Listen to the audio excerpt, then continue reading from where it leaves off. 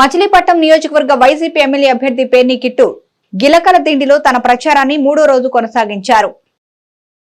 మచిలీపట్నం నియోజకవర్గ YCP MLA అభ్యర్థి Perni kit గిలకల దిండిలో తన ప్రచారాన్ని 3వ రోజు కొనసాగిస్తున్నారు. ఈ సందర్భంగా కార్పొరేటర్ తిరుమల శెట్టి వరప్రసాద్ ఆధ్వర్యంలో గ్రామస్తులు పేర్ని కిట్టుకు ఘన స్వాగతం పలికారు. గిలకల దిండిలో గడప గడపకు కిట్టు వెళ్లి ప్రజలకు అందే సంక్షేమ పథకాల వివరాలు తెలుసుకున్నారు. అన్ని వర్గాల సంక్షేమానికి కట్టుబడి పనిచేస్తామని ఆయన హామీ ఇచ్చారు. జగన్ ప్రభుత్వం గత 5 సంవత్సరాలుగా అందించిన సంక్షేమం, అభివృద్ధి తెలియజేశారు. మంచినీటి సమస్యపై ప్రతిపక్షాలు చేసిన విమర్శలను ఆయన ఖండించారు. వేసవిలో దేశవ్యాప్తంగా అన్ని ప్రాంతాల్లో నీటి కొరత ఏర్పడడం పరిపాటే అని ఈ అంశం రాజకీయం చేయడం తగదన్నారు. ముఖ్యమంత్రి జగన్మోహన్ రెడ్డి హయాంలోనే port, medical college, fishing harbour వంటివి అభివృద్ధి చెందాయన్నారు. ప్రతిపక్షాలు నియోజకవర్గానికి చేసిన అభివృద్ధి గురించి ప్రజలకు తెలియచేయాలన్నారు. రాబోయే ఎన్నికల్లో తనను బందర్ ఎమ్మెల్యేగా, మచిలీపట్నం ఎంపీగా సింహాద్రి చంద్రశేఖర్ ను గెలిపించాలని, రాష్ట్రంలో జగన్ ప్రభుత్వం ఏర్పడేలాగా ప్రతి ఒక్కరూ కృషి చేయాలని ఈ సందర్భంగా కిట్టు కోరారు. ఈరోజు గిలకల దిండిలో గడప గడపకు పర్యటన చేయడం జరుగుతుంది. ఎక్కడ చూసినా ప్రజలు ఎన్నడూ మా సొంత మత్స్యకారుడైనా కూడా ఏనాడు మా వైపు చూసింది లేదు. మంత్రి అయినప్పుడు మా ఇళ్ళకి తిరిగింది లేదు. కనీసం పదవి లేనప్పుడు పదవి తెచ్చుకోవడానికైనా మా ఇంటికి వచ్చింది లేదు. కనీసం మా ఎంక చూసింది లేదు. కానీ జగన్మోహన్ రెడ్డి గారు మేము మద్దతుగా నిలిచినందుకు మాకు చాలామందికి పట్టాలు వచ్చినాయి. కొంతమందికి రాని వాళ్ళకి కూడా అభయం ఇస్తున్నారు, మాకు పట్టాలు ఇస్తామని. ఈరోజు గిలకల దిండి వాళ్ళకి గిలకల దిండిలోనే పట్టాలు ఇవ్వడం కూడా ఇదే చరిత్రలో తొలిసారి. కాబట్టి ఖచ్చితంగా మేము జగన్ గారికి మద్దతుగా నిలుస్తాం. అలాగే ముసలోళ్ళమైన మాకు 40 సంవత్సరాలు దాటితే 18,000 రూపాయలు కూడా అకౌంట్లోకి వేస్తున్నాడు. పిల్లలకి స్కూల్ బాగు చేయించాడు. దాంట్లో మా పిల్లలు మత్స్యకార వృత్తికి వెళ్తే ఎన్ని కష్టాలు ఉంటే మేము చూసాం. మా తల్లిదండ్రులు మమ్మల్ని చదివించకపోయినా ఈరోజు మా పిల్లల్ని మేము చదివిస్తాకి ఈరోజు డబ్బులు పెట్టుకోలేని పరిస్థితిలో ఉన్నా కూడా గవర్నమెంట్ స్కూల్లో సక్రమంగా అన్ని వస్తువులు అందించి మా పిల్లల్ని పంపించడానికి వీలుగా చేశాడు. కాబట్టి ఖచ్చితంగా మా పిల్లల భవిష్యత్తు కోసం ఆలోచిస్తున్న జగన్మోహన్ రెడ్డి గారి వైపు మేము ఉంటాం. అలాగే మా పిల్లలు చదువుకుంటే ఇక్కడ ఉద్యోగాలు రావడానికి కూడా ఫిషింగ్ హార్బర్ ఒకటి ఏర్పాటు చేసి మత్స్యకార వృత్తి మీద ఉన్న వాళ్ళకి, అలాగే చదువుకున్న పిల్లలకు కూడా ఉద్యోగాలు ఇవ్వడానికి ఒక మంచి ఫిషింగ్ హార్బర్ ఏర్పాటు చేసిన జగన్మోహన్ రెడ్డి గారికి ఖచ్చితంగా మద్దతు నిలుస్తామని చెప్పడం వస్తుంది. వీళ్ళందరి మద్దతుతో ఖచ్చితంగా జగన్మోహన్ రెడ్డి గారి ప్రభుత్వం స్థాపిస్తాం. అలాగే ఇక్కడ కూడా మంచి మెజార్టీతో గెలవబోతున్నామని ప్రజలకు కూడా నమ్మకంగా తెలియజేస్తూ, అలాగే ఈరోజు ప్రతిపక్షాలు చూసుకుంటూ వస్తే పరిస్థితులను కూడా వాళ్ళకి సొంతంగా రాజకీయ రంగు పొలవడానికి చూస్తున్నారు. ఈరోజు నీటి అసౌకర్యం అనేది పైన వర్షాలు కొద్దిగా తగ్గడం వల్ల ఈరోజు దేశమంతటా జరుగుతుంది. కేవలం ఆంధ్ర రాష్ట్రంలోనే ఉందా? కరోనా కూడా ఆంధ్ర రాష్ట్రంలో జరిగినట్టు చూపించారు. ఏదైనా దేశమంతటా ప్రాబ్లం వచ్చింది కాబట్టి కొద్దిగా ఒద్దిగ్గా వాడుకుందాం, తక్కువగా వాడుకుందామని చెప్పడం జరుగుతుంది. మిగిలిన ఏ సమ్మర్లో అయినా ప్రతి వేసవకాలం మనం చక్కగా నీళ్ళు అందించాం. ఈ సమ్మర్కి మాత్రమే నీళ్లు దేశమంతా ఇబ్బందిగా ఉంది కాబట్టి కొద్దిగా తగ్గించి వాడుకుందాం. తగ్గించి వాడుకోవడం వల్ల మనకే ఉపయోగమే. వర్షాలు మళ్ళీ మొదలుకు వస్తే యథావిధిగా వాడుకుంటామని తెలియజేయడం జరుగుతుంది. దానికి కూడా నిస్సిగ్గుగా నిజాలు తెలిసినా కూడా పచ్చిగా అబద్ధాలు ఆడుతూ దీనికి కూడా పార్టీలు రంగు పొలంతో దీనికి కూడా రాజకీయంగా వాడుకుందామని చూసే ప్రతిపక్ష నాయకులకు ఒకటే చెప్తున్నా, ఎంతో కొంత డిగ్రీ దాకా చదువు ఉన్నావు కదా, చదువు వల్ల నీకు అర్థమవుతుంది కదా. ఇప్పుడు నీళ్లు ప్రాబ్లం అనేది మన చోట ఉందా, దేశమంతా ఉందా అని తెలిసి చూడు. నీ హయాంలో ఆ పంపుల చేరులో క్రికెట్ ఆడుకున్న ఫోటోలు కూడా నీకు పంపిస్తా. అడిగితే పంపుల చేరులో పిల్లలు ఎండిపోయి క్రికెట్ ఆడుకున్న ఫోటోలు పంపిస్తా. ఈరోజు పంపుల చేరు వెళ్దాం. పోనీ ఏ సంవత్సరం నువ్వు తీసినప్పుడు ఎక్కడైనా ఎండిపోయి పోనీ క్రికెట్ ఆడుకున్నారా లేదా, ఏమన్నా నువ్వు ఎవరైనా వెళ్ళి కూర్చొని సిట్టింగ్లు గిట్టింగ్లు ఏమన్నా వేసారో చూసిరా. అంతేగాని నిస్సిగ్గుగా అబద్ధాలు ఆడతాకి ముందుకు రావడం సమంజసం కాదు. వీలైతే నువ్వు ప్రజలకు ఏం చేసావు, నేను ప్రజలకు ఏం చేసావు చెప్పుకుందాం. ఎవరేం చేశారో దాన్ని బట్టి ఓటు అడుగుదాం. దమ్ముగా ఎవరికేంటో తెలుసుకుందాం. అంతేగాని నిస్సిగ్గుగా అబద్ధాలు ఆడతా మీడియా వాళ్ళు దొరికారని వాళ్ళ అమాయకులను చేసి వాళ్ళ మైకులు లాక్కుని వాళ్ళ దగ్గర ఏది పడితే అది మాట్లాడతాం ఎంతవరకు సమంజసం? మంత్రిగా పనిచేసావు, నా మీద సీనియర్వి, మంత్రిగా కూడా చేస్తున్నావు. అదృష్టం శాతం ఫుల్గా చేసావు. అన్ని శాఖలు ఏ శాఖలు ఇడిచిపెట్టుకోకుండా అన్ని శాఖలు చేసావు. పోనీ అన్ని శాఖలు చేసి సొంత కులానికి ఏమన్నా ఉపయోగపడ్డావా? మచిలీపట్నం విజయవాడ జాతీయ రహదారిపై నిడుమూలు వద్ద కారు ఢీకొని ఒక వృద్ధుడు అక్కడికక్కడే మృతి చెందాడు. మోవ మండలం నిడుమూలు వద్ద కారు ఢీకొని ఒక వృద్ధుడు మృతి చెందాడు. మృతి చెందిన వృద్ధుడు మోవ మండలం చిన్నముత్తేవి గ్రామానికి చెందిన చీలి వీరస్వామిగా పోలీసులు గుర్తించారు. స్వగ్రామం నుంచి నిడుమోలుచ్చి గూడూరు ఆసుపత్రికి వెళ్లేందుకు వృద్ధుడైన వీరస్వామి రోడ్డు దాటుతుండగా కారు ఢీకొనడంతో అక్కడికక్కడే స్వామి మృతి చెందారు. పోలీసులు కేసు నమోదు చేసి దర్యాప్తు చేస్తున్నారు. సంఘటన జరిగిన ప్రదేశం నుంచి ప్రమాదానికి కారణమైన కారు వెళ్లిపోతుండగా గ్రామస్తులు అడ్డుకొని కారును నిలిపేశారు. అన్ని వర్గాలకు సంక్షేమ పథకాలు కొనసాగేందుకు జగన్మోహన్ రెడ్డిని మరోసారి ముఖ్యమంత్రిగా ఎన్నుకోవాల్సిందిగా పెడన నియోజకవర్గం వైసీపీ అభ్యర్థి ఉప్పాల రాము కోరారు. కృత్తివెన్ను మండలం లక్ష్మీపురంలో పెడన నియోజకవర్గం వైసీపీ అభ్యర్థి ఉప్పాల రాము జడ్పీ చైర్పర్సన్ ఉప్పాలి హారికలు ప్రజా దీవెన కార్యక్రమంలో పాల్గొన్నారు. ఇందులో భాగంగా ఉప్పాల రాము గడప గడపకు తిరుగుతూ రాష్ట్ర ముఖ్యమంత్రి జగన్మోహన్ రెడ్డి ప్రజలకు అందించిన సంక్షేమ కార్యక్రమాల గురించి వివరించారు. పేద మధ్యతరగతి వర్గాలకు సంక్షేమ పథకాలు ఇదే విధంగా చేరాలంటే జగన్మోహన్ రెడ్డినే మరోసారి ముఖ్యమంత్రిగా ఎన్నుకోవాల్సిందిగా ఆయన కోరారు. నియోజకవర్గ ప్రజలు తనను ఆశీర్వదించి ఎన్నికల్లో గెలిపిస్తే ఈ నియోజకవర్గ అభివృద్ధిని సాధించి చూపిస్తానని ఉప్పాలరాము హామీ ఇచ్చారు. ప్రతి ఇంటికి తిరుగుతూ గ్రామంలో ఏమైనా సమస్యలున్నాయా అని ప్రజలను అడిగి తెలుసుకున్నారు. ఈ కార్యక్రమంలో స్థానిక ప్రజా ప్రతినిధులు, వైఎస్ఆర్సీపీ నాయకులు తదితరులు పాల్గొన్నారు. 3 రోజుల పాటు జరిగే రేవతి సెంటర్లోని శ్రీ గంగానమ్మ తల్లి ఆలయ 12వ వార్షికోత్సవ కార్యక్రమాలు ఘనంగా ప్రారంభమయ్యాయి. 3 రోజుల పాటు జరిగే రేవతి సెంటర్లోని శ్రీ గంగానమ్మ తల్లి ఆలయ 12వ వార్షికోత్సవ కార్యక్రమాలు ఘనంగా ప్రారంభమయ్యాయి. ఈ సందర్భంగా అమ్మవారిని ప్రత్యేకంగా అలంకరించి పలు విశేష పూజలు జరిపారు. 108 కలశాలతో అమ్మవారికి ప్రత్యేక అభిషేకాలు నిర్వహించారు. ఈ నెల 29న సామూహిక కుంకుమార్చన, 30వ తేదీన చండీ హోమం, అనంతరం అన్నదాన కార్యక్రమం జరుపుతున్నట్లు ఆలయ నిర్వాహకులు తెలిపారు.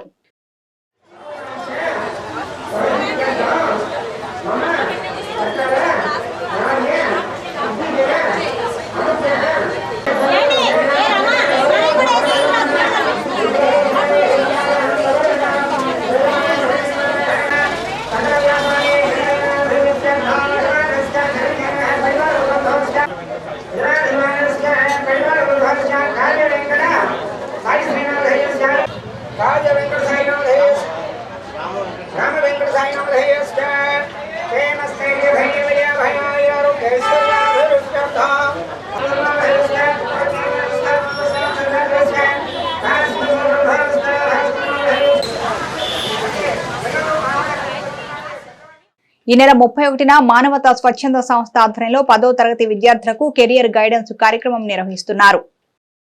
10వ తరగతి పరీక్షలు రాసిన విద్యార్థులకు ఈ నెల 31న బేబీ సెంటర్లోని ఛాలెంజ్ కోచింగ్ సెంటర్లో కెరియర్ గైడెన్స్ కార్యక్రమం నిర్వహిస్తున్నట్లు మానవతా స్వచ్ఛంద సేవా సంస్థ అధ్యక్షులు బి సాయి కృష్ణ ప్రసాద్ మరియు మట్టా రాధాకృష్ణమూర్తి తెలిపారు. వాట్ నెక్స్ట్ ఆఫ్టర్ 10th అనే అంశంపై విద్యార్థులకు అవగాహన కల్పిస్తామని వారు వివరించారు. ప్రముఖ విద్యావేత్త దిట్ట కవి వెంకటేశ్వరరావుచే కెరియర్ గైడెన్స్ కార్యక్రమం నిర్వహిస్తున్నట్లు వారు తెలిపారు. సో వాళ్ళు ఫ్రీ అయిపోయారు. అయితే వాళ్ళ యొక్క మనసుల్లో చాలా ఆలోచనలు ఉన్నాయి. 10th అయిపోయిన తర్వాత మనం ఏం చేయాలి అనేది వాళ్ళకి ఒక $1 మిలియన్ ప్రశ్న. ఎందుకంటే అటువంటి వయసులో 15 సంవత్సరాల వయసులో వాళ్ళని సక్రమమైనటువంటి మార్గంలో నడపవలసినటువంటి ఆవశ్యకత, బాధ్యత మనందరిపైన ఉంది. ముఖ్యంగా మాలాంటి ఎడ్యుకేషన్ ఫీల్డ్లో దాదాపు 35 సంవత్సరాలు +2లో అంటే ఇంటర్మీడియట్లో వివిధ హోదాల్లో నేను పనిచేసి విశ్రాంతం పొందినటువంటి నేను తప్పనిసరిగా నాకు ఆ బాధ్యత ఉంది. ఈ పిల్లలు అంటే వీళ్ళు రేపొద్దున జాతికి పౌరులు, వీళ్ళొద్దున జాతి నిర్మాణం చేసేటువంటి వాళ్ళు. అటువంటి వాళ్ళని సక్రమ మార్గంలో మనం పంపించినట్లయితే దానికి ఒక ఫలితం ఉంటుంది. లేదు అంటే వాళ్ళు సరైనటువంటి మార్గంలోకి వెళ్లకుండా అయ్యో నేను సక్రమైనటువంటి డిగ్రీ తర్వాత పోస్ట్ గ్రాడ్యుయేట్ కోర్సు అంతగా తప్పితే వేరే మార్గాలు ఉండేకో ప్రచారంలో లేవు. కానీ ఇప్పుడు అనేకమైనటువంటి మార్గాలు ఉన్నాయి. ఉదాహరణకి ఇంటర్ అయిన తర్వాత ఐటీఐ వెళ్ళచ్చు, పాలిటెక్నిక్ వెళ్ళచ్చు, ఇంటర్మీడియట్లో అకాడమిక్ కోర్సులు కానీ వొకేషనల్ కోర్సులు కానీ తీసుకోవచ్చు. ఇటువంటి అవకాశాల్లో ఒక అవగాహన కల్పించడానికి పిల్లలకి, తల్లిదండ్రులకు కూడా అవగాహన కల్పించడానికి సుప్రసిద్ధ మోటివేషనలిస్ట్ డివి రావు గారితో సమావేశం ఈ నెల 31వ తేదీన సాయంత్రం నిర్వహించడం జరుగుతుంది. దీనివలన 2024 నాడు 10th క్లాస్ పూర్తి చేసినటువంటి విద్యార్థుల తల్లిదండ్రులకి ఫర్దర్గా మనం విద్యార్థులను ఏమి చదివించాలి, విద్యార్థులు ఏ కోర్సుల్లో చదివితే ఎలా పైకి వస్తారు, విద్యార్థులకు ఉన్నటువంటి అవగాహన, వారి క్యాపబిలిటీస్ని బట్టి మనం ఏం చదివించాలని తల్లిదండ్రులు ఆలోచించేవాళ్ళు కూడా రేపు ఆదివారం 31/3/24 ఇక్కడ జరిగేటువంటి 4:30కి సాయంత్రం 4:30కి ఆర్కే ప్యారడైజ్ హోటల్ ఎదురుగుండా ఛాలెంజ్ సెంటర్లో జరిగేటువంటి మీటింగ్కి హాజరైతే వారికి ఉన్నటువంటి డౌట్లు క్లియర్ చేసుకోవచ్చు. అలాగే ఆడపిల్లల్ని ఏం చదివిస్తే మంచిది, మగపిల్లల్ని ఏం చదివిస్తే మంచిది, ఇవాళ 10th క్లాస్ అయిన తర్వాత ఏదో ఇంటర్మీడియట్ చదివేసి ఏదో చేసేద్దాం అనుకోకుండా ముందు నుంచి ఆలోచించుకుని పిల్లల్ని ఒక సరైన మార్గంలో పెట్టడానికి రేపు ఆదివారం నాడు 31/3/24 సాయంత్రం 4:30కి టౌన్లో ప్రముఖ విద్యావేత్త శ్రీ దిట్టగవి వెంకటేశ్వరరావు గారు ఇక్కడ ఉపన్యాసం ఉంటుంది. కాబట్టి విద్యార్థులు 10th క్లాస్ పూర్తి చేసి మంచినీటి సమస్యపై మాజీ మంత్రి కొల్లు రవీంద్ర చేసిన విమర్శలను మాజీ మంత్రి ఎమ్మెల్యే పేర్ని నాని తీవ్రంగా ఖండించారు. రేపు ఎన్నికల్లో తెలుగుదేశం పార్టీ అభ్యర్థిగా పోటీ చేస్తున్నటువంటి కొల్లు రవీంద్ర అనే ఆయన నిన్న మాట్లాడుతూ, అంటే మన నాటు సామెత ఉంటుంది, శవాల మీద పేలాలు ఏరుకునేటువంటి లేదా పైసలు ఏరుకునేటువంటి మనస్తత్వం అని. ఆ రకంగా దిగజారి అసత్యాలు మాట్లాడుతూ, బరి తెగించే అసత్యాలు మాట్లాడుతూ, అంటే వాస్తవాల్ని దాచిపెట్టి అసలు ఏమన్నా అంటే సిగ్గు కానీ ఏమీ పడకుండా నిర్భయంగా విషం చెమ్మటం, బురద చెమ్మటం, అబద్ధాలు మాట్లాడటం, తను చేయింది కూడా చేశానని చెప్పుకునేటువంటి హేయమైనటువంటి ఆలోచన సరళిని మీ ద్వారా ఖండిస్తూ ఆయన మాట్లాడతాడు. ఆయనకంటే చాలా ముందు చూపు ఉందంట. మచిలీపట్నంలో ఎప్పుడు మంచినీటి సమస్య తలెత్తనివ్వలేదని చెప్పి ఆయన డబ్బాలు కొడుతున్నాడు. సరే, డబ్బాలు కొట్టి ఆ డబ్బా కబుర్ల గురించి మనం తర్వాత మాట్లాడుకుంటే ఇవాళ ఉన్నటువంటి పరిస్థితులు ఏంటి? మచిలీపట్నం కొన్ని ప్రస్తుతం మేయర్ గారి కంట్రోల్లో ఉందా, ఎమ్మెల్యే కంట్రోల్లో ఉందా? మున్సిపాలిటీ అంటే రెండు కాదు. జిల్లా కలెక్టర్ గారు, మున్సిపల్ కమిషనర్ను, వీళ్ళు అధికారుల యొక్క ఏలుబడిలో ప్రస్తుతం మున్సిపాలిటీకి వెళ్ళే అధికారం, అధికారులను పిలిచేటువంటి, మాట్లాడేటువంటి వెసులుబాటు, చర్చించే వెసులుబాటు, ఈ నిర్ణయం తీసుకోండి అని చెప్పే వెసులుబాటు ఎమ్మెల్యేగా నాకు కానీ, మేయర్గా, డిప్యూటీ మేయర్లు గారా వారికి కానీ లేదనేది ఇవాళ అందరికీ తెలుసు, ప్రపంచం అంతా. ఎందుకని? ఎన్నికల కోడ్ వచ్చింది కాబట్టి ప్రజాప్రతినిధులకు ఇందులో ఏ సంబంధం లేకుండానే వ్యవస్థ, అధికారులు నడుపుతూ ఉంటారు. సరే, అధికారులు కూడా తప్పు చేశారని నేను ఎక్కడ అనట్లేదు. ఏం జరుగుతుంది ఇవాళ? రోజు విడిచి రోజు ఇచ్చేటువంటి నీళ్లు 2 రోజులకు ఒకసారి మంచినీళ్ళు ఇవ్వటం జరుగుతుంది అని చెప్పని మున్సిపల్ కమిషనర్ గారు కలెక్టర్ గారికి చెప్పటం వల్ల, అంటే స్థానికంగా ఉన్నటువంటి తరగటూరు పంపుల చెరువులో ఉన్న ఎన్ని నీళ్ళు ఉన్నాయి, అలాగే బందర్లో ఉన్నటువంటి పాత పంపుల చెరువులో ఎన్ని నీళ్ళు ఉన్నాయి, ఆ నీళ్లు జాగ్రత్తగా వాడుకుంటే ఎప్పుడు దాకా వస్తాయి. ఎందుకు రోజు విడిచి రోజు నుంచి 2 రోజులకు ఒకసారి మంచినీళ్ళు ఇవ్వాల్సినటువంటి పరిస్థితి ఎందుకు ఉత్పన్నమైంది?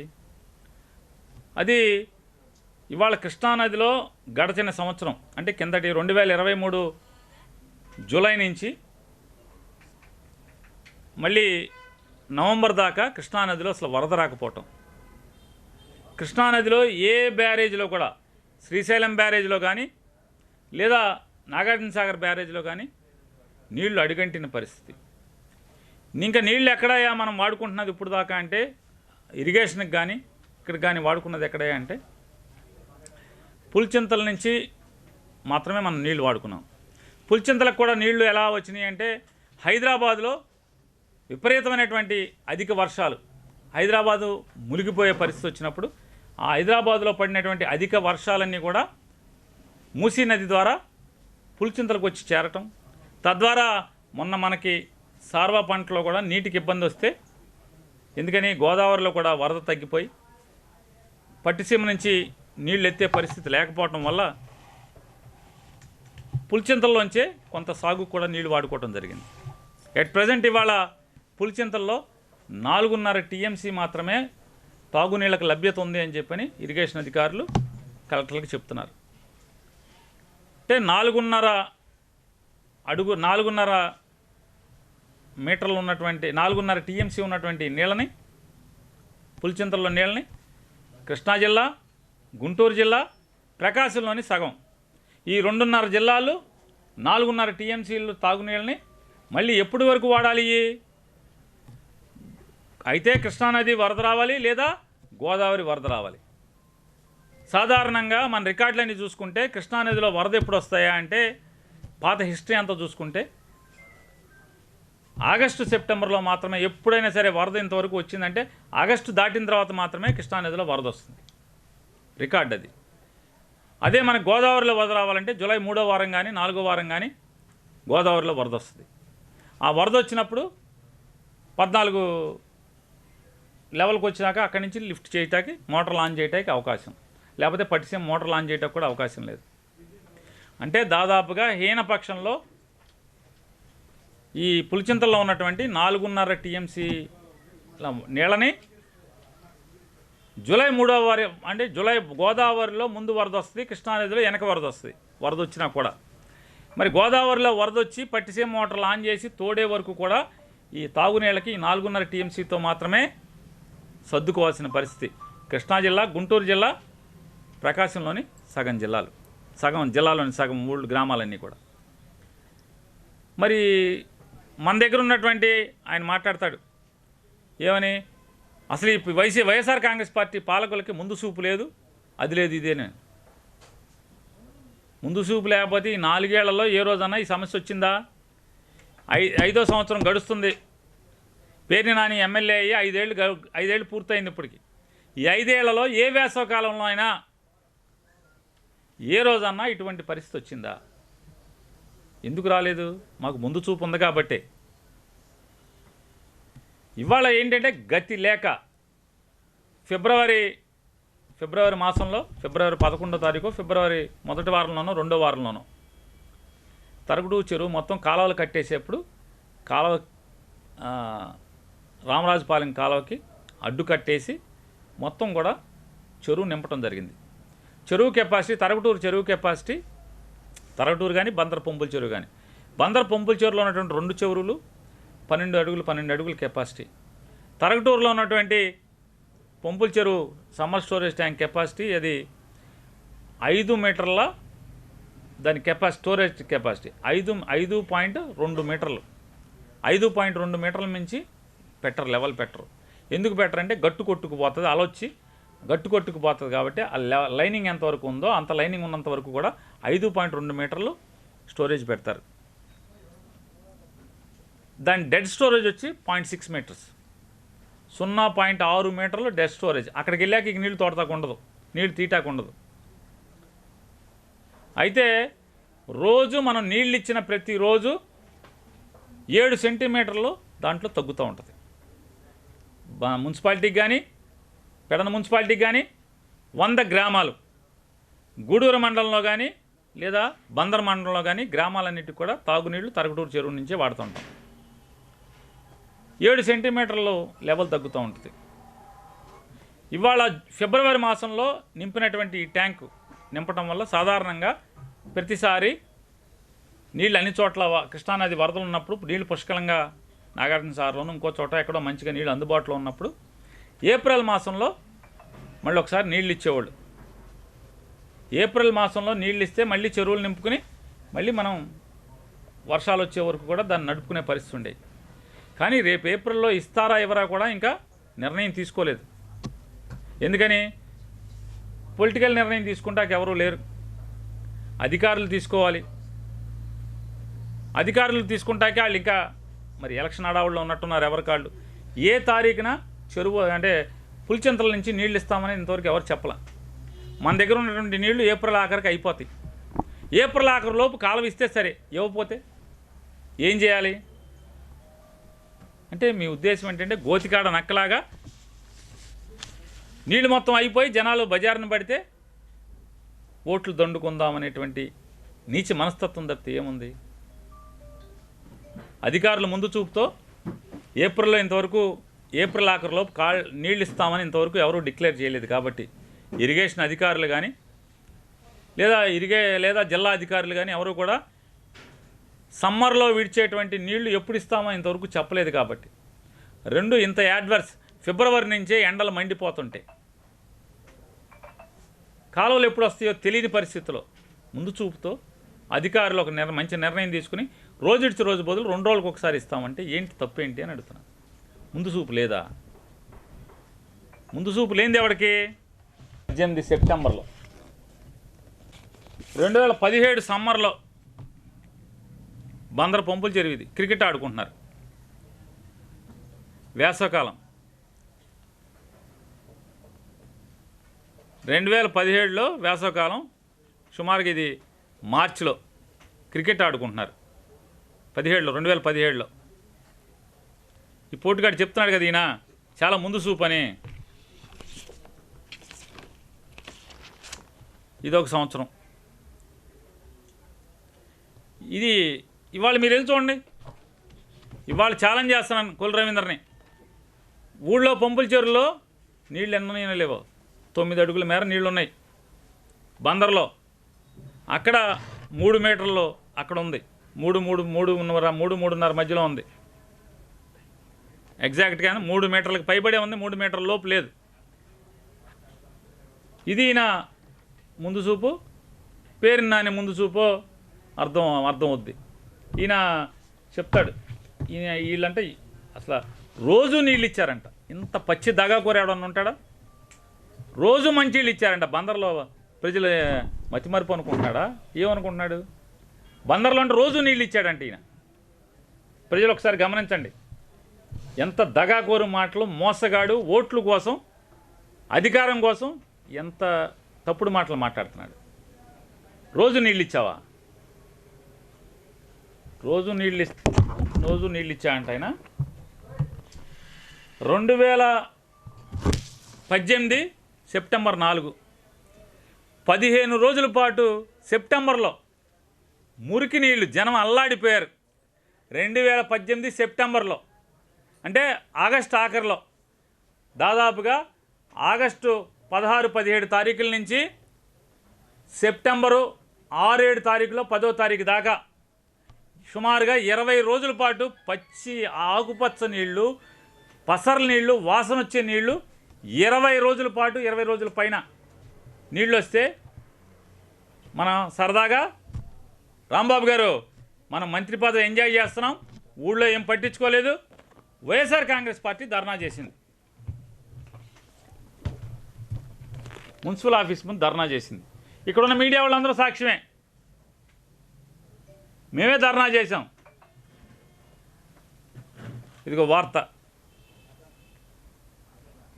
ధర్నా ఫోటో. మున్సిపల్ ఆఫీస్ ముందు కూర్చున్నారు అందరూ. ఈ ధర్నాలో ఏంటి అంటే ఎక్కువగా మంచినీళ్ళు అవసరానికి సరిపడా వస్తే, ఆకుపచ్చ నీళ్ళు మరీ వస్తే బార్లీ రంగు నీళ్లు, పురపాలక సంఘ తీరు అంటూ అధికార ప్రతినిధి పేర్ని వెంకటరామయ్య ధ్వజమెత్తారు. 15 రోజులకు పైబడి ప్రజలకు కలుషిత నీరు సరఫరా చేస్తున్న పురపాలక సంఘ పాలకవర్గం తీరును మంగళవారం వైఎస్ఆర్ కాంగ్రెస్ పార్టీ అధికార ప్రతినిధి పేర్ని వెంకటరామయ్య ఆధ్వర్యంలో మున్సిపల్ కార్యాలయంలో ధర్నా నిర్వహించారు. పెద్ద సంఖ్యలో పాల్గొన్న మహిళలు మాట్లాడుతూ కలుషిత నీరుతో తాము రోగాల బారి పడుతున్నట్టుగా ఆగ్రహం వ్యక్తం చేశారు. ఎమ్మెల్యే కొల్లు రవీంద్ర, బాబా ప్రసాద్ గారు, మున్సిపల్ కమిషనరు నిమ్మకు నీరెత్తినట్టుగా వ్యవహరిస్తున్నారు, ప్రజా సమస్యలు పడతలేదు, ప్రజారోగ్యం పడతలేదని చెప్పి ఆగ్రహం రోడ్డెక్కారని చెప్పని ఇది వార్త. ఈనాడు పేపరే, సాక్షి కాదు ఇది, ఈనాడు పేపరే. ఇది ఫోటో. ఇది మన నిర్వాహకం 2018 వేసవకాలంలో కాదు, ఆగస్టు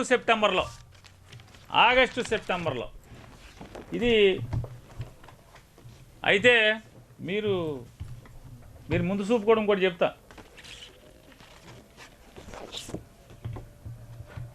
ఆ కాపీలు తీర్మానం కాపీలు ఇదిగో ఇక్కడ. 2016 ఫిబ్రవరి అంటే కాలువలు కట్టేది ఎప్పుడు? జనవరి మాసంలో కాలువలు కడతారు. ఈయన 2014లో మేలో ఎమ్మెల్యేగా గెలిచాడు.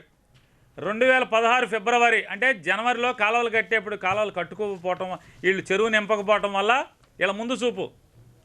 ఇదిగో మున్సిపల్ కౌన్సిల్ తీర్మానం. ఫిబ్రవరిలో చెరువు నీళ్లు నింపటానికి తీర్మానం కూడా ఉంది. ఎప్పటి నుంచి ఎప్పుడు దాకా? ఫిబ్రవరి 3, 2016 నుండి 27/2/2016కి మంచినీళ్ళ తోడతాకి తరగటూరు చెరువులో మంచినీళ్ళ తోడతాకి 87,51,183 రూపాయలకి తీర్మానం చేశారు. తీర్మానం కాపీ కూడా చెప్తాను. ROC number 1356 municipal council meeting. 50 లక్షల అడ్వాన్స్ ఇచ్చారు. క్యాష్ 50 లక్షల అడ్వాన్స్, ఇంజనీర్లకు అడ్వాన్స్ ఇచ్చారు 50 లక్షలు.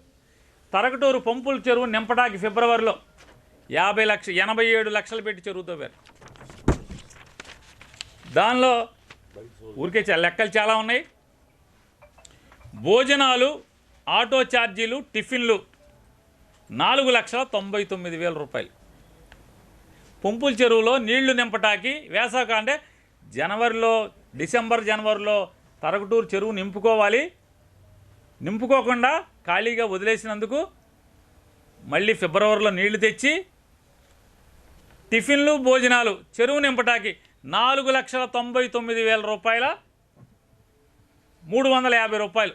ఇది మున్సిపల్ ఆఫీస్ లెక్క, వాళ్ళ తీర్మానమే, నాది కాదు ఇది. ఇదిగో సంతకాలు కూడా ఉన్నాయి, ఏఈలు, ఎంఈలు, డిఈలు. ఇది కౌన్సిల్ తీర్మానం.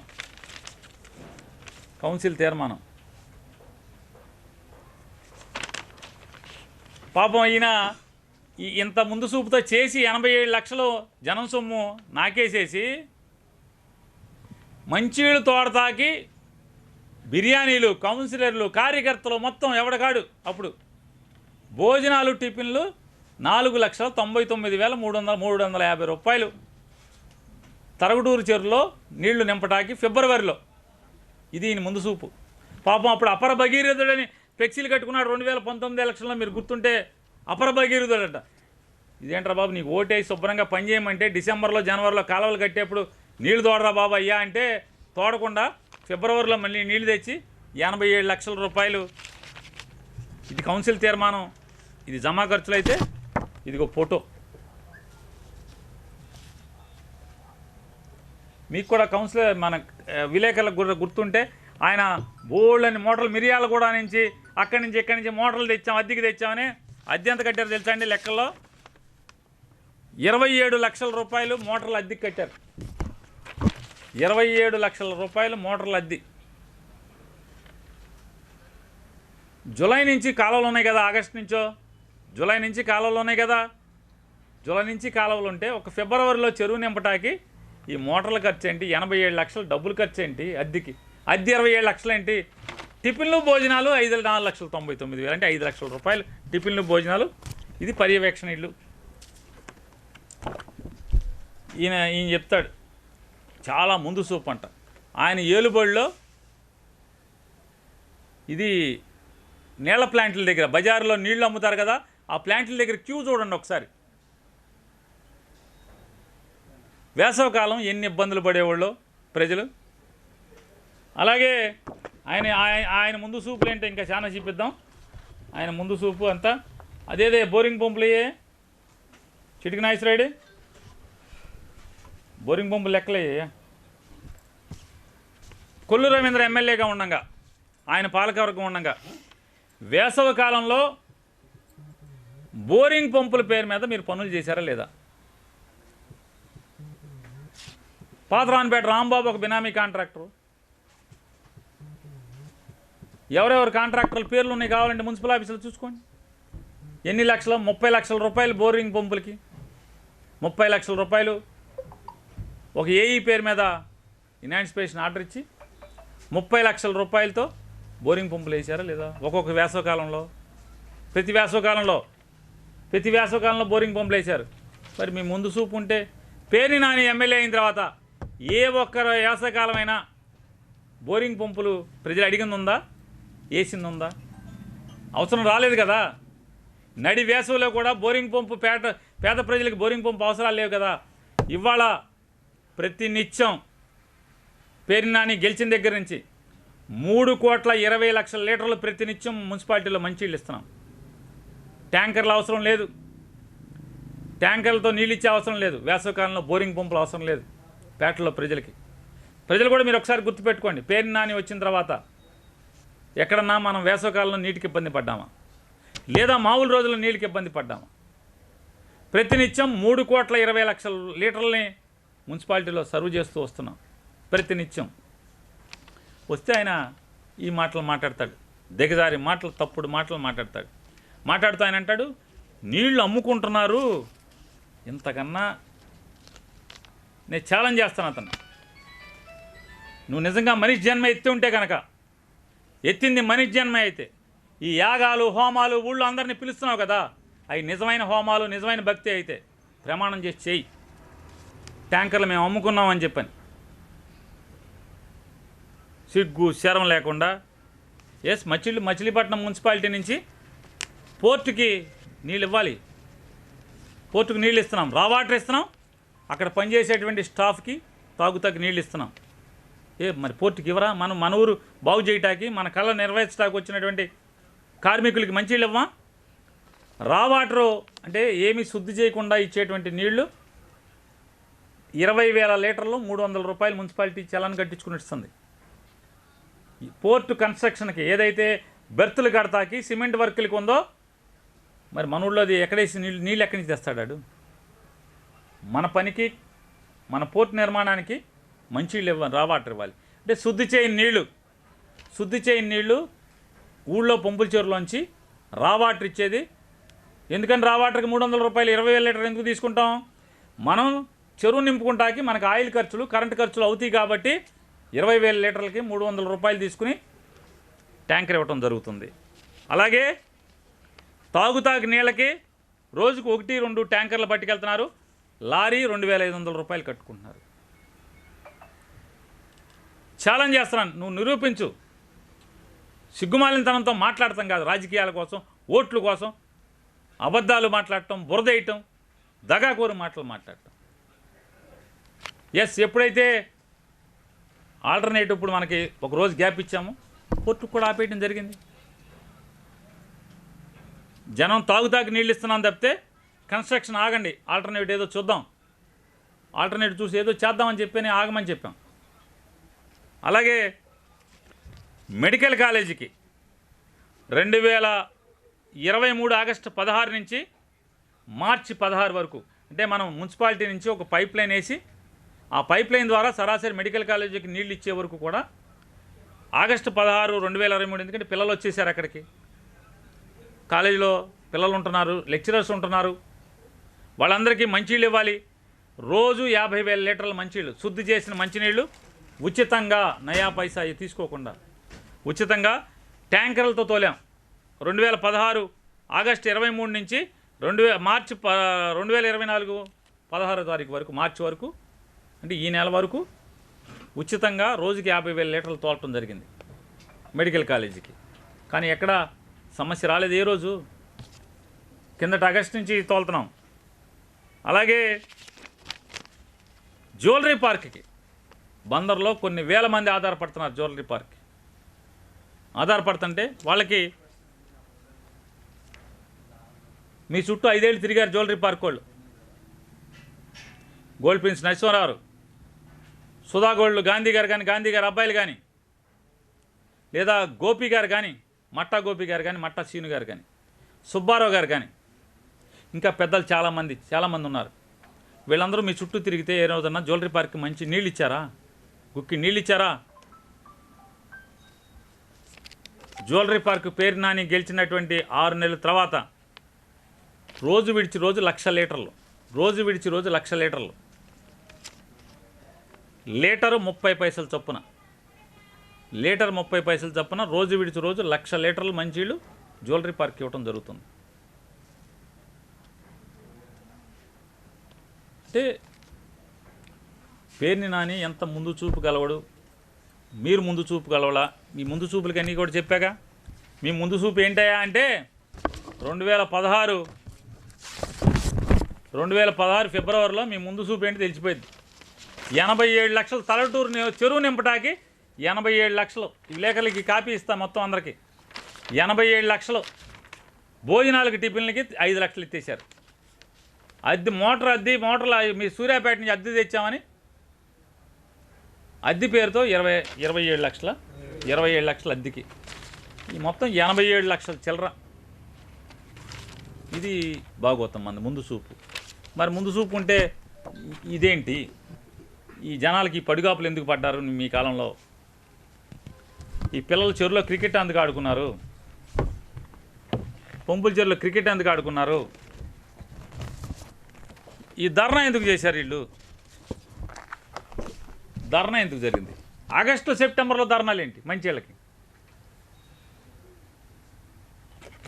దానికి కూడా మీరు తీర్మానాలు ఉన్నాయి. మీరు ముందు చూపు లేకపోవటం వల్ల సెప్టెంబర్లో మా ధర్నా తర్వాత పంపుల చెరువులో ఉన్న క్లారిఫైర్ క్లీన్ చేయడానికి ఎన్ని వందల ట్రాక్టర్ల మట్టి బయటికి తీసుకెళ్లారు మీరు? మీ అశ్రద్ధ వల్ల, మీ ముందు చూపుకోవటం లేకపోవటం వల్ల 2018 ఆగస్టు నుంచి సెప్టెంబర్ దాకా దరిద్రమైన నీళ్లు మీరు ఇస్తే, మేము ధర్నా చేస్తే, అప్పుడప్పుడు మీరు పంపుల చెరువులో ఉన్న క్లారిఫైర్ క్లీన్ చేసి మట్టి అంతా బురద తీస్తే ఎన్ని ట్రాక్టర్లు తీశారో మీతో పాటు పనిచేసినటువంటి కౌన్సిలర్లకు చాలామందికి తెలుసు. పైకి మాట్లాడకపోవచ్చు, మీ అంతరాత్మ కూడా ఒకసారి ప్రశ్నించుకోండి, నిజమా కాదా అనేది. ఆ రోజు చేశారా లేదా అనేది. ఆ మట్టి కాంట్రాక్ట్ మీరు ఎవరు చేసుకున్నా ఏం అవసరం? మీ ముందు చూపు గురించి మాట్లాడుతున్నాను, మీరు బురదేసిన సంగతి గురించి మాట్లాడుతున్నాను. ఈయనంట ఏ రోజన్నా ఈ 5 ఏళ్లలో ఏ రోజన్నా మీకులాగా ఈ రకమైనటువంటి ₹1 కోటి, సుమారుగా ₹1 కోటి తరగటూరులో పంపుల చెరువు నింపటాకి మీరు ఖర్చు పెట్టారు. ఈ 5 ఏళ్లలో ఏ ఒక్క రోజన్నా మీరు చూపించగలరా? నీటికి ఇబ్బంది రానివ్వలేదు ఏ రోజు?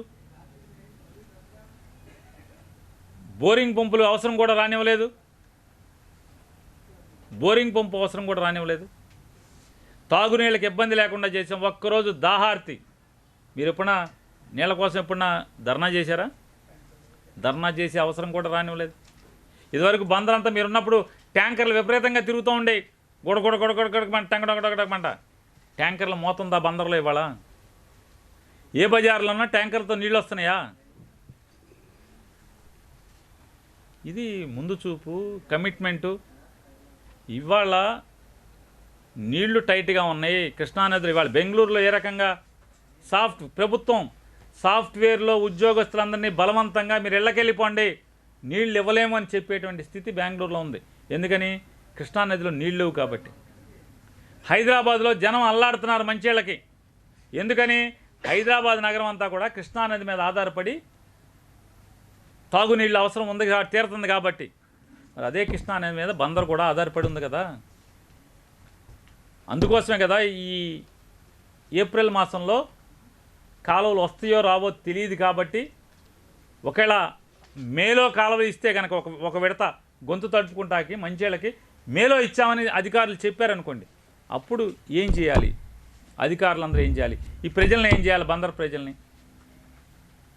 అదే నీకులాగా పచ్చి స్వార్థపరుడు, దగాకరుడు అయితే నేను కూడా అధికారులను ధర్నా చేసేవాడిని, మీరు రోజు ఇవ్వాల్సిందే అని చెప్పని. సిగ్గుకి వదిలేసి పరిస్థితులు చూసాం. అధికారులను అడిగాం, ఏంటండి ఎందుకు నిర్ణయం తీసుకున్నారు మీరు అని. ప్రెస్ స్టేట్మెంట్ రాగానే కమిషనర్ గారు ప్రెస్ స్టేట్మెంట్ రాగానే అడిగాను, ఏంటండి నిర్ణయం తీసుకున్నారు కమిషనర్ గారు అని. సార్, పులిచింతల్లో 4.5 టీఎంసీలు మాత్రమే నీళ్లు ఉన్నాయి. కృష్ణా జిల్లా, గుంటూరు జిల్లా, ప్రకాశం జిల్లాలను సగానికి నీళ్ళు ఇవ్వాలని చెప్తున్నారు. ఏప్రిల్ ఆఖరి లోపు వరకే మన నీళ్ళు వస్తాయి. ఇవాళ 5 మీటర్లు ఉన్నాయి, రోజుకి 7 సెంటీమీటర్లు తగ్గిపోతుంది నీళ్ళు ఇచ్చిన ప్రతిసారి. అంటే మనం 2 రోజులు గ్యాప్ ఇస్తే 1 రోజు మాత్రమే వాటర్ హాలిడే వస్తుంది ఇవాళ. కానీ రోజు ఇడిచి రోజులో నీళ్ళు హాలిడే లేదు, పంపుల చెరువుకి హాలిడే లేదు. ఇవాళ పంపుల చెరువుకి 2 రోజులకు ఒకసారి హాలిడే వస్తుంది. కానీ ఆ 2 రోజులు నీళ్ళు ఇవ్వాల్సిందే. ఆ నీళ్ళు ఇచ్చినందుకు రోజుకి 7 సెంటీమీటర్లు పడిపోద్ది అక్కడ. పెడన మున్సిపాలిటీ కూడా ఇదే స్థితి. మీకులాగా జనాల్ని వాటర్ క్యాన్ల చుట్టూ తిప్పలేదు ఎప్పుడు కూడా. పంపుల చెరువులో ఆటలాడుకోలేదు ఎవరు కూడా. ఈ నీళ్ళు ఇబ్బంది ఉంది అని ఒక రోజు గ్యాప్ ఎక్కువ పెంచిన రోజు కూడా తరగటూరు బందర్ పంపుల చెరువులో పిల్లలు ఆడుకునే పరిస్థితి లేదు. ఇలా వాటర్ క్యాన్లు నింపట క్యూలు కట్టి, ఒకసారి గుర్తుపెట్టుకోండి ప్రజలారా, మన పాత జ్ఞాపకం ఒకసారి. మీరందరూ కూడా ఈ నీళ్ళ ప్లాంట్ల దగ్గర క్యూలో నుంచున్న వాళ్ళే. ఈ రకమైనటువంటి క్యూలో నుంచున్నటువంటి జ్ఞాపకాన్ని, అది చేదుదో తీపిదో ఒకసారి జ్ఞాపకాన్ని ఒకసారి గుర్తుపెట్టుకోండి. ఇట్లా నీళ్ళ ప్లాంట్ల దగ్గర నుంచున్నామా లేదా అని ఒకసారి గుర్తుపెట్టుకోండి. ఇది ఇంత దిగజారి దౌర్భాగ్యంగా బురదేసేటువంటి కార్యక్రమం, అబద్ధాలు మాట్లాడేటువంటి కార్యక్రమం. తగుదనమ్మా అని చెప్పని ఇదిగో ఇట ముందు చూపు లేకుండా ఇది ముందు చూపు. జరగని పోర్టు పేరుతో ఈయనంట పోర్టు రేపు వస్తే అంట నాకు ఓటేయండి 16 బెర్తులు కడతాను. ఎట్ట కడతావు 16 బెర్తులు? 5 ఏళ్ళు ఇస్తే ఏం కట్టావు? 1.5 బెర్త్ కూడా కట్టలే. 16 కట్ట నాకు ఓటేయండి 16 బెర్తులు కడతా.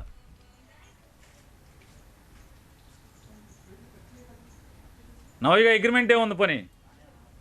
ముందు 4 బెర్తులు కట్టాలి, వ్యాపారం బాగా ఇంప్రూవ్ అయ్యి అది 4 బెర్తులు ఓవర్లోడ్ అయితే అప్పుడు ఎక్స్పాన్షన్కి వెళ్ళాలి అనేది అది ప్రోటోకాల్, అది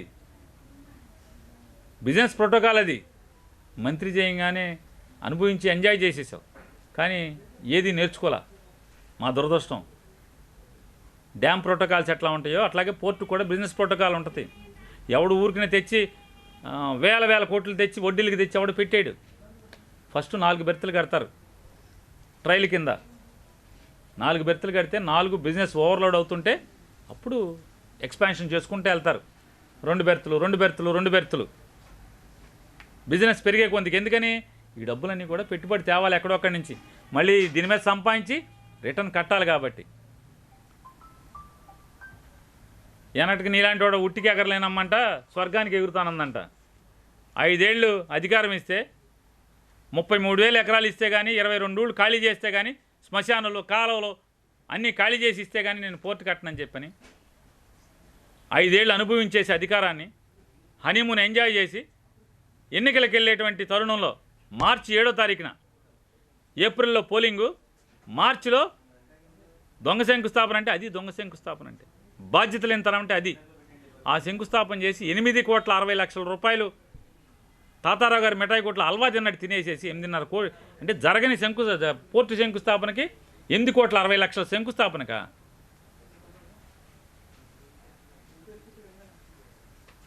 ఈయన ఈ పెద్ద మనిషి వాళ్ళ శుద్ధులు చెప్తున్నాడు, నీళ్ళ గురించి చెప్తున్నాడు. ప్రజలు మళ్ళీ ఒకసారి నేను మీకు జ్ఞప్తికి తెచ్చుకోండి. పేరు నాని ఎమ్మెల్యే అయిన తర్వాత ఈ 5 ఏళ్లలో మీకు నీటి ఎద్దడి ఎక్కడన్నా వచ్చిందా? ఒక్క చోట. మీ ఇంట్లో బోరింగ్ పంపులు పనిచేస్తున్నాయా?